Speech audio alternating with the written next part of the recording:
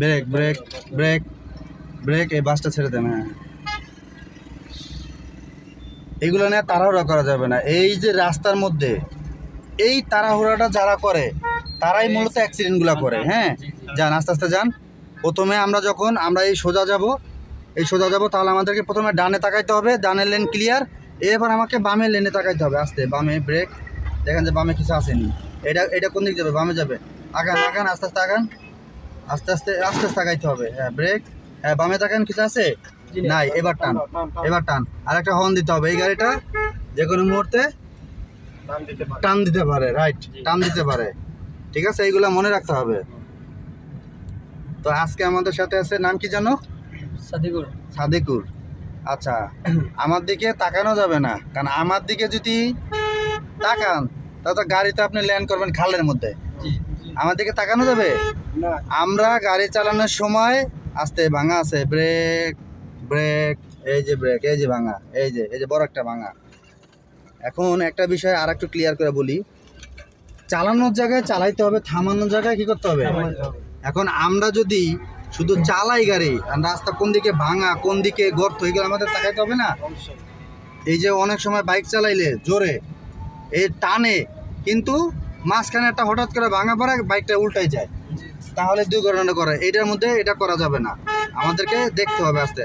আর speed কম, মাঝখানে থাকেন গাড়ি চালানোর সময়, অবশ্যই মাঝখানে থাকবেন। কেন থাকবেন বলেন তো? কেন থাকবেন মাঝখানে? কেন থাকবেন গাড়ি চালানোর সময় মাঝখানে? হ্যাঁ, কেন থাকবেন? যাতে আমার মানে ওভারটেক কোনো গাড়ি না, ওইটা না, ওভারটেক করার জন্য না। আপনারা তো ওভারটেক করবে, জোরে ওভারটেক করবে না। আচ্ছা, ডান মাঝখানে থাকবো এই কারণে, যদি কোনো কারণে মনে করেন আমাদের চাকাটা, এক্সাম্পল ধরেন আপনি হাইওয়েতে গেছেন, এখন আপনি গাড়ি এক সাইড দিয়ে চালাচ্ছেন, হঠাৎ করে আপনার যে কোনো একটা চাকা ব্রাস্টে ফেটে গেল, ঠিক আছে, ফেটে গেল। এখন যদি আপনার চাকা ফেটে যায়, তাহলে যে কোনো দিক গাড়ি একদিক টান দিবে না, গাড়ি টান দিবে না, দিবে না? টান দিলে তো গাড়িটা একদম খালের মধ্যে না নদীর মধ্যে পড়ে যাবে, ব্যালেন্স করতে পারবেন না। আর আমরা যদি মাঝখানে গাড়িটা যদি আমরা রাখতাম চালাইতে, মানে চালানোর সময় মাঝখানে থাকতাম, তাহলে দেখা যাচ্ছে যে এটা চাকাটা ব্রাশটা ফেটে গেল, আমরা স্টিয়ারিংটা কিন্তু ধরতে পারতাম, ধরতে পারতাম না। হ্যাঁ, ব্যালেন্সে রাখতে পারতাম। এই কারণে হচ্ছে আমাদের সব সময় কোথায় থাকতে হবে? রাস্তার মাঝখানে থাকতে হবে, এটা মনে থাকবে। আচ্ছা, আপনার নাম জানো কি জানো? সাদিকুর। কোথা থেকে আসছেন জানো? নারায়ণগঞ্জ। কোন জায়গায়?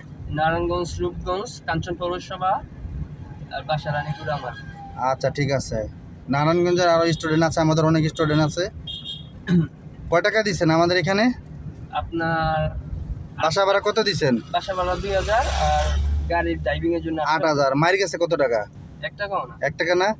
অনেকে তো বলে যে টাকা দিলে আবার মেরে যায় আবার।